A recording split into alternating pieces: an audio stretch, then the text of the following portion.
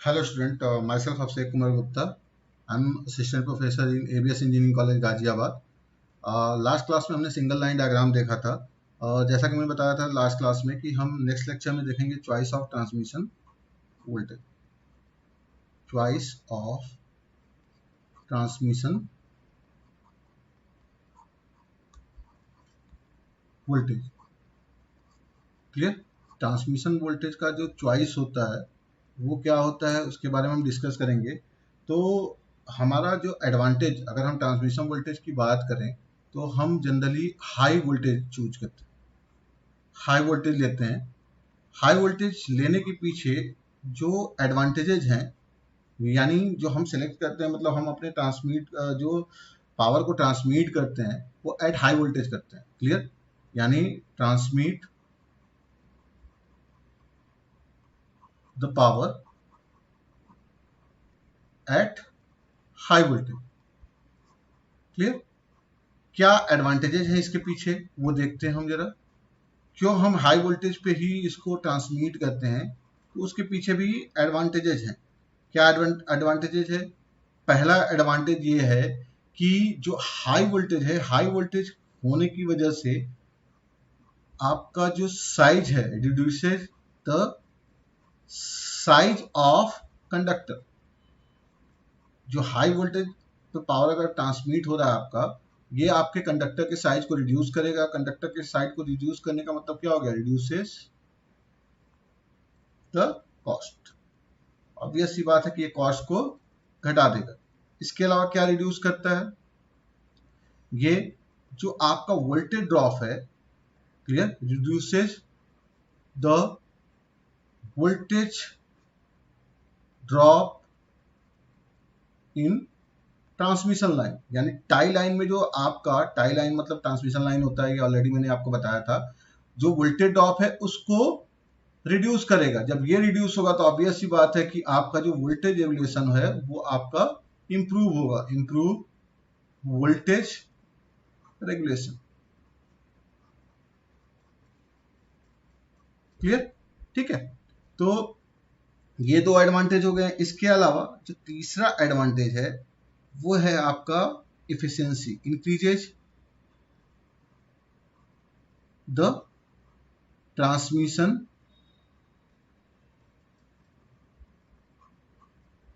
Efficiency. Obvious सी बात है, ट्रांसमिशन एफिशिएंसी अगर इंक्रीज हो रही है तो पावर लॉस क्या होगा? रिड्यूस होगा. ऑब्वियस सी बात है कि reduces the power loss in the line. यानी जो लाइन में पावर लॉस है उसको रिड्यूस करेगा. तो ये सारे एडवांटेज होने की वजह से ही हम हाई वोल्टेज ट्रांसमिशन सिस्टम को चूज करते हैं, ताकि हम कॉस्ट को भी रिड्यूस कर सकें, आपके वोल्टेज रेगुलेशन को भी हम इम्प्रूव कर सकें, ट्रांसमिशन एफिशिएंसी को भी हम इंक्रीज कर सकें. तो ये सारी चीजें हैं. इसको हम मैथमेटिकली भी समझने की कोशिश करेंगे. तो एक एक करके हम एक एक जो एडवांटेज है उस एडवांटेज को हम उठाएंगे और उस एडवांटेज के बेसिस पे हम इसको समझने की कोशिश करेंगे मैथमेटिकली, कैसे आखिर में कॉस्ट साइज रिड्यूस हो रहा है तो उसकी वजह से ऑब्वियस सी बात है कॉस्ट रिड्यूस हो रहा है, कैसे आपका वोल्टेज ड्रॉप रिड्यूस हो रहा है, कैसे आपका एफिशिएंसी इंक्रीज हो रहा है. क्लियर? ठीक है. तो हम यहाँ पे सबसे पहले स्टार्ट करते हैं.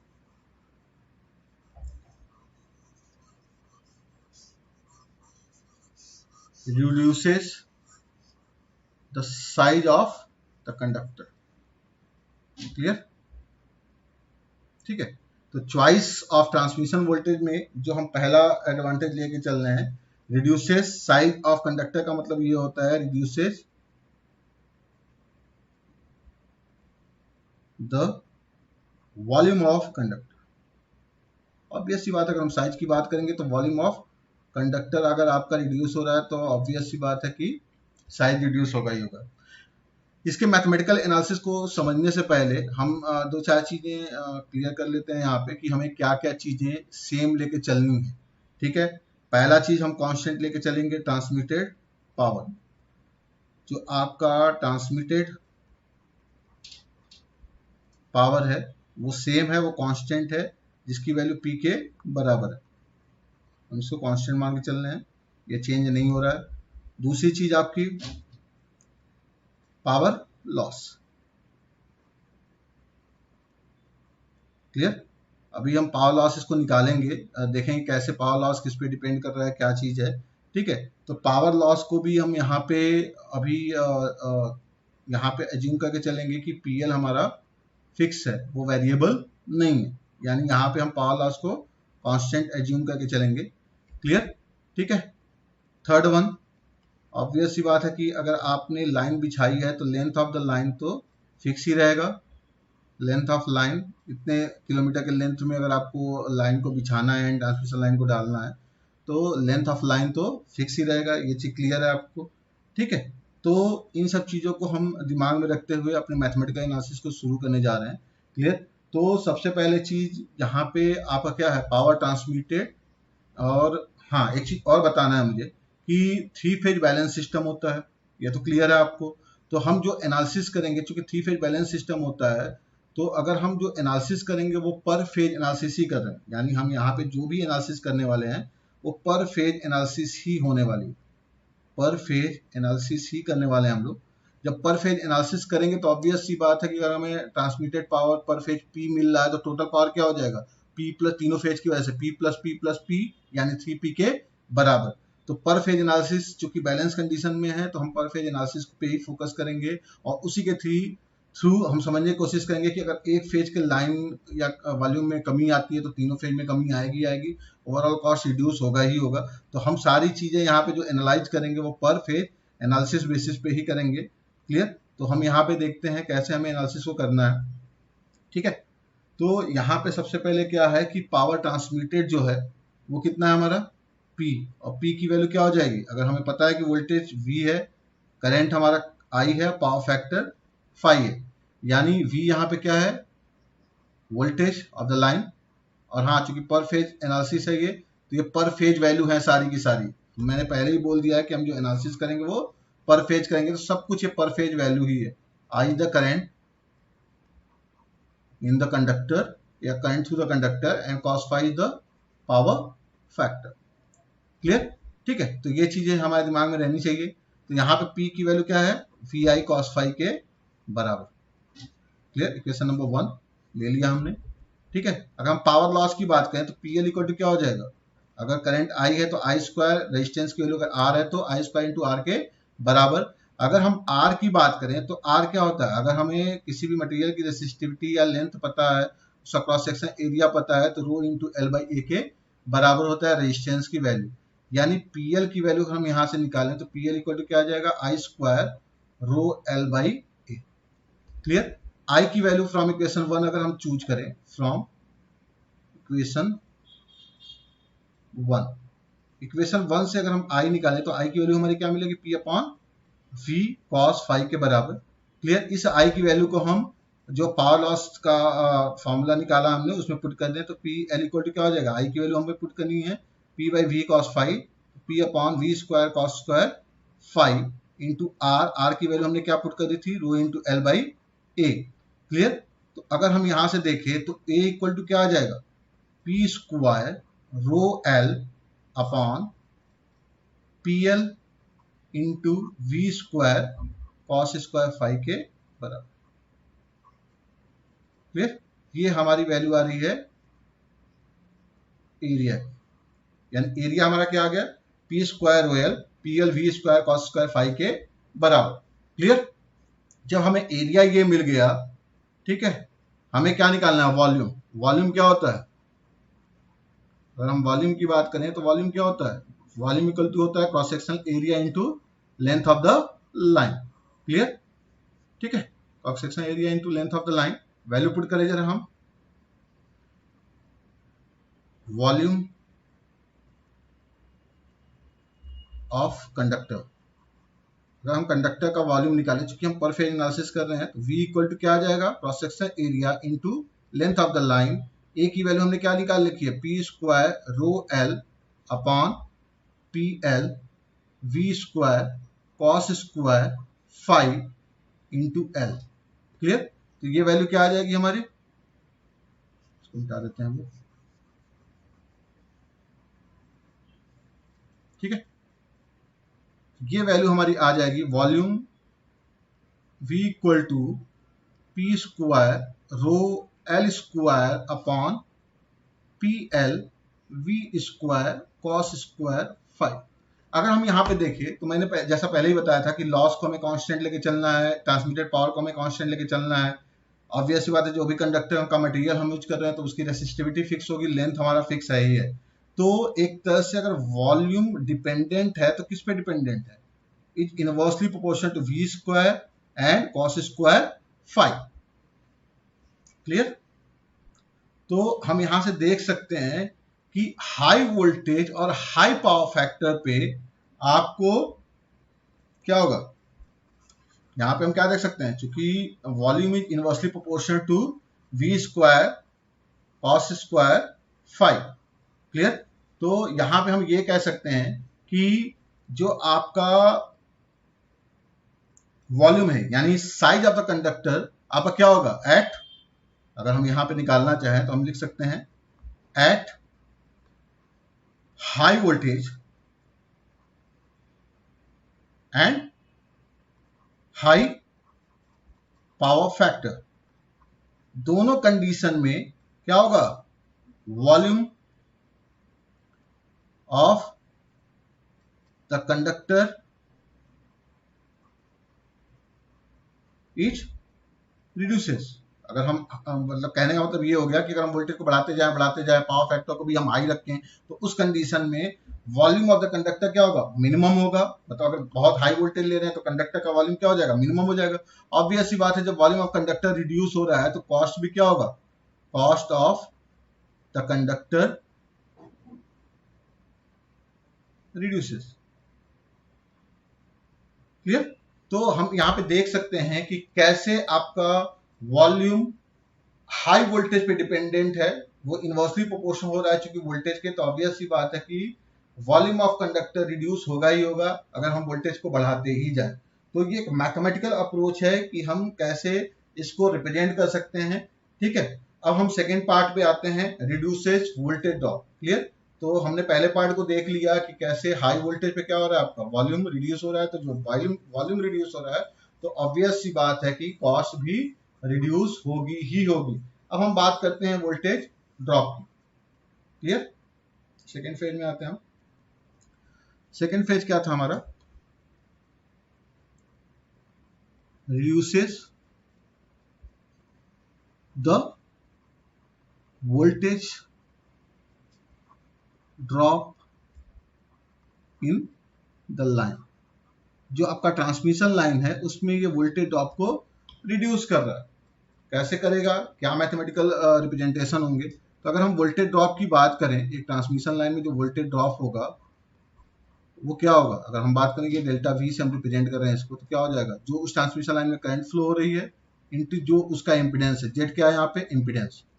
Impedance of the line.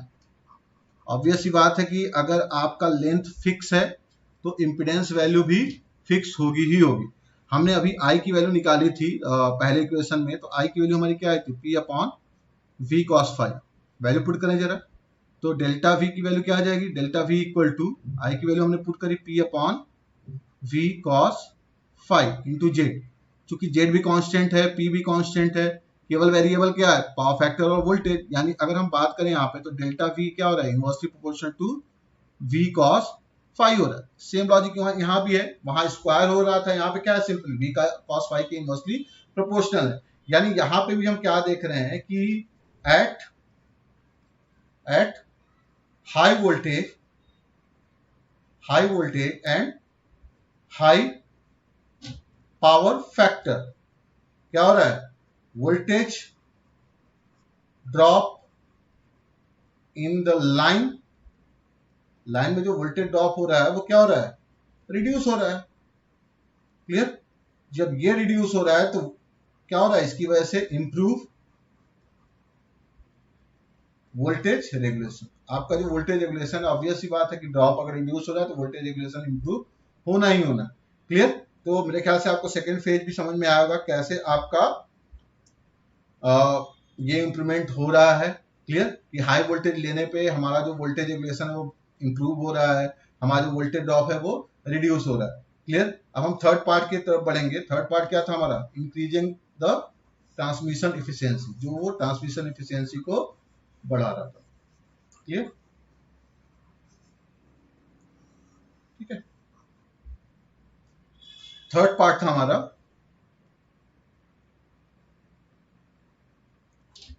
Increases the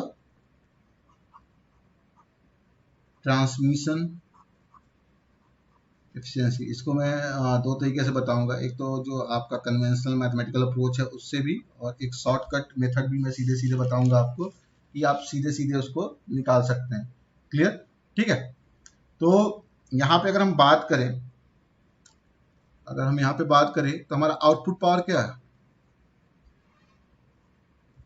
output power, जो पावर हमारी ट्रांसमिट हो रही है वही तो आउटपुट पावर है हमारी, यानी transmitted power is the output power. और ये ट्रांसमिटेड पावर किसके बराबर है? पी के बराबर। क्लियर? ठीक है। अगर हम बात करें पावर लॉस की, तो हमारा पावर लॉस क्या था? Power loss equal to P L. Clear?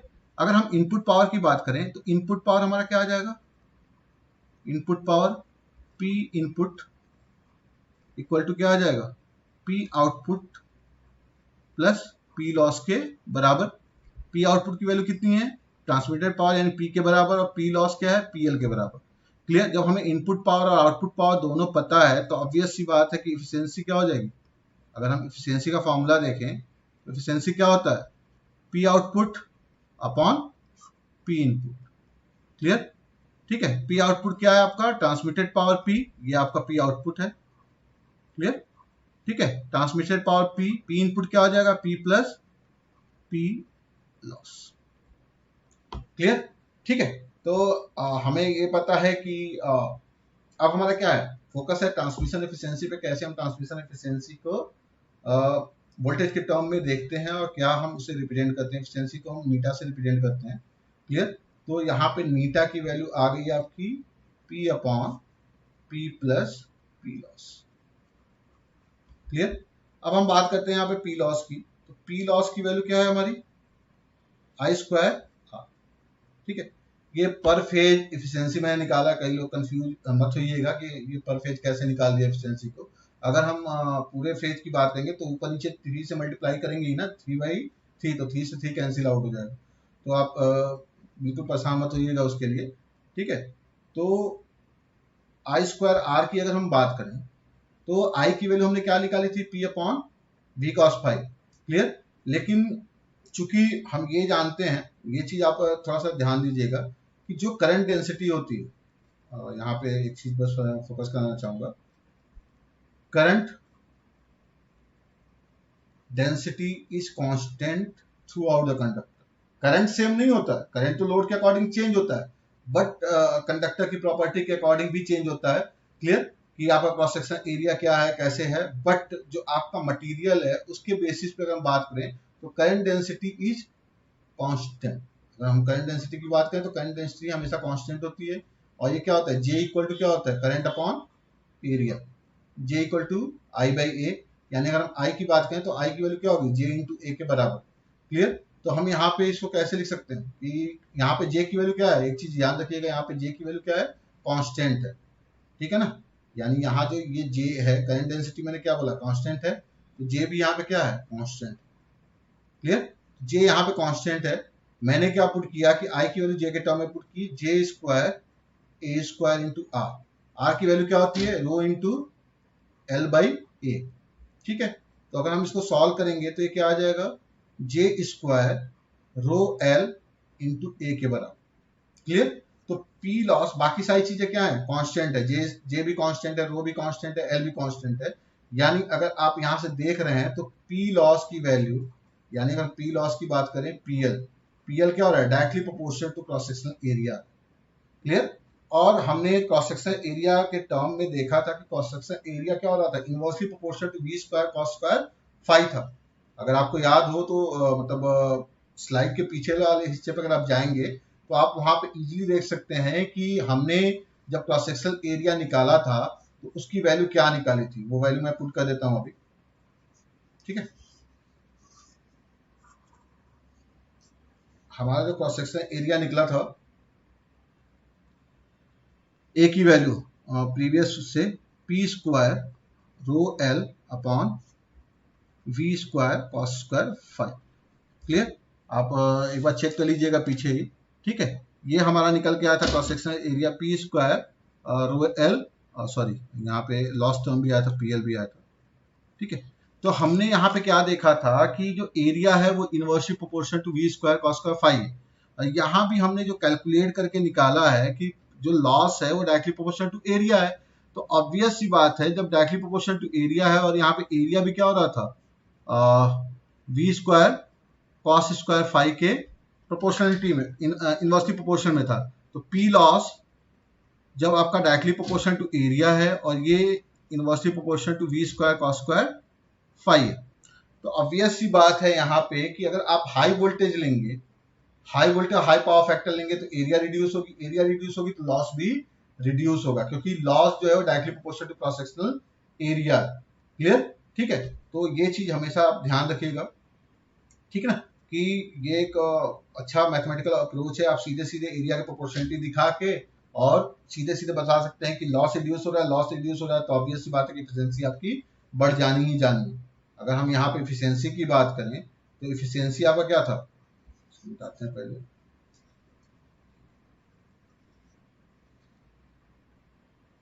अगर हम बात करें यहाँ पे एफिशिएंसी की, तो एफिशिएंसी हमारा क्या था, P upon P plus P L. Clear? P की वैल्यू तो फिक्स है, ये तो कांस्टेंट है, पीएल क्या है, वेरिएबल है। पीएल वेरिएबल है, तो ऑब्वियस सी बात है कि हाई वोल्टेज और हाई पावर फैक्टर पे पीएल की वैल्यू रिड्यूस हो रही है। पीएल क्या हो रहा है, कम हो रहा है। क्यों कम हो रहा है, कि एरिया कम हो रहा है, एरिया कम हो रहा है तो लॉस भी कम हो रहा है। लॉस कम हो रहा है तो ऑब्वियस सी बात है कि जब आपका डिनोमिनेटर रिड्यूस होगा तो जो आपका एफिशिएंसी है वो इंक्रीज होगी ही होगी, क्योंकि ये इनवर्सली प्रोपोर्शनल। और ये चीज तो अंडरस्टूड है ही कि जिस भी पर्टिकुलर सिस्टम में अगर लॉसेस कम हो रहे हैं तो उसकी एफिशिएंसी बढ़नी ही बढ़नी है। क्लियर? तो हम यहाँ पे सीधे सीधे कह सकते हैं कि at high voltage and high power factor, clear, क्या हो रहा है आपका, increases the efficiency of tie line. Clear? जो टाई लाइन की एफिशिएंसी हो सीधे सीधे बढ़ रही है। क्लियर?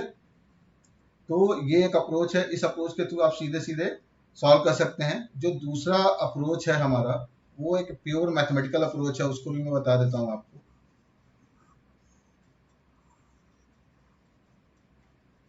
दूसरे अप्रोच में क्या हो जाएगा, एफिशिएंसी की वैल्यू क्या होगी, P upon P plus losses, P plus losses मतलब आई स्क्वायर आर। ठीक है, P upon P plus I की वैल्यू क्या निकाली थी हमने, P square upon B square cos square five. Clear? क्योंकि पी इक्वल टू क्या होता है, वी आई कॉस फाइव, तो वहां से आई की वैल्यू क्या आ गई थी, P upon V cos five into R, R की वैल्यू क्या हो गई, rho into L by A. Clear? ठीक है, तो यहाँ पे अगर हम इसको सॉल्व करने की कोशिश करेंगे तो पी से पी कैंसिल आउट हो जाएगा, one upon one plus P rho L upon V square A cos square phi, ये चीज आ जानी। क्लियर?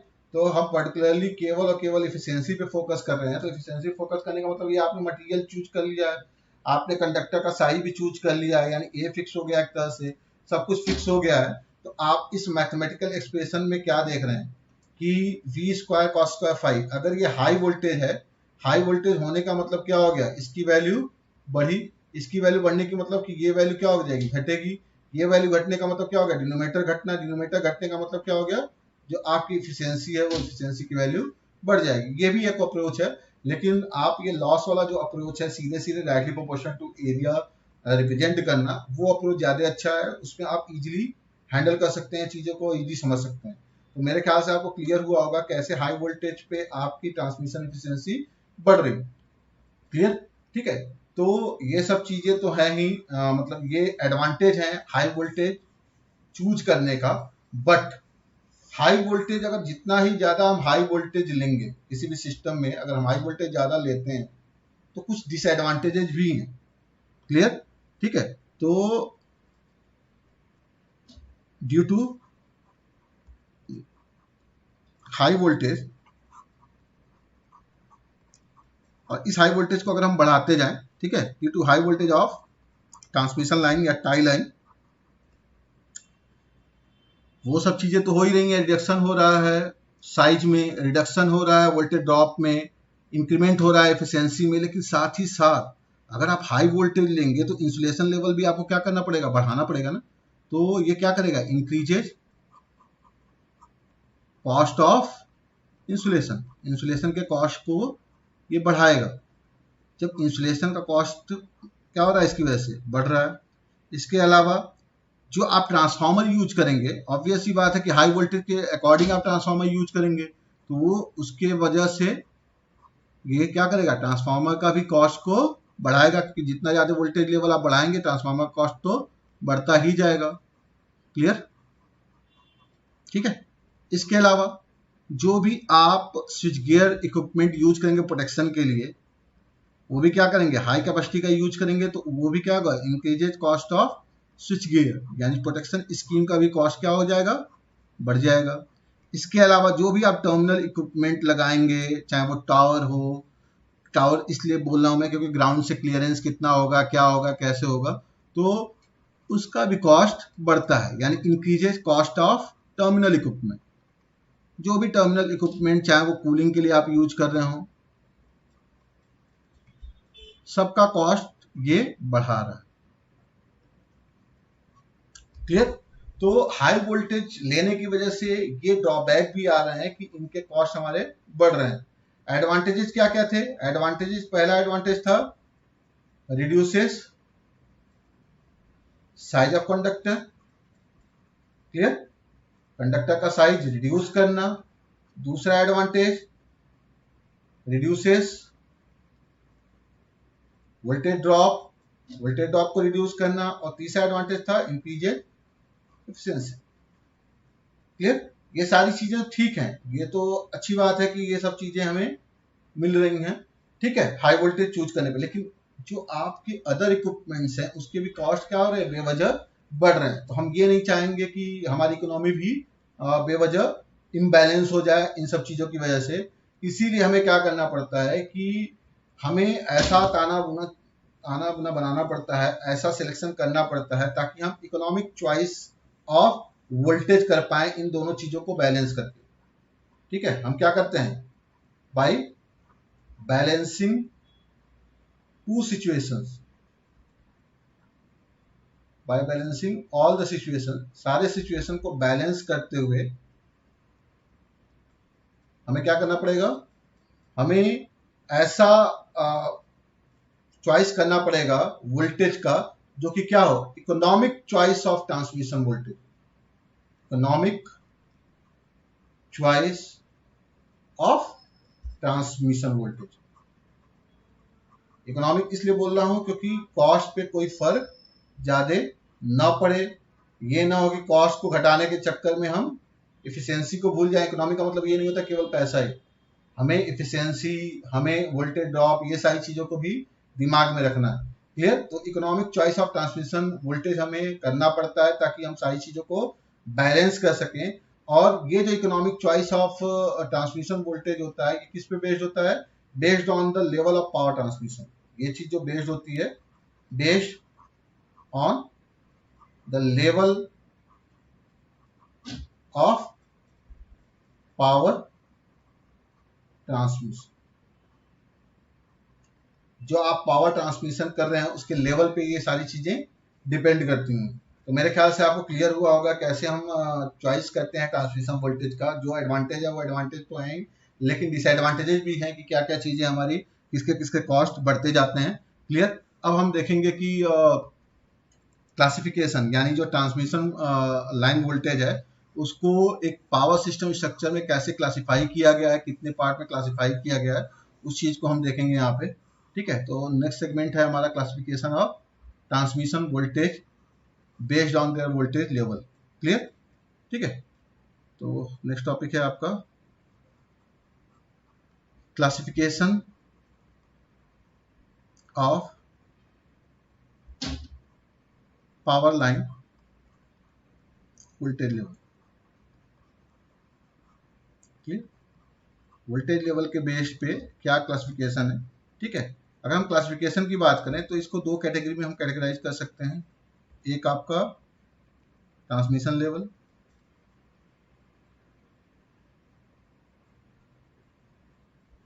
ठीक है, transmission voltage level, and second one is the, obvious सी बात है कि वो क्या होगा, डिस्ट्रीब्यूशन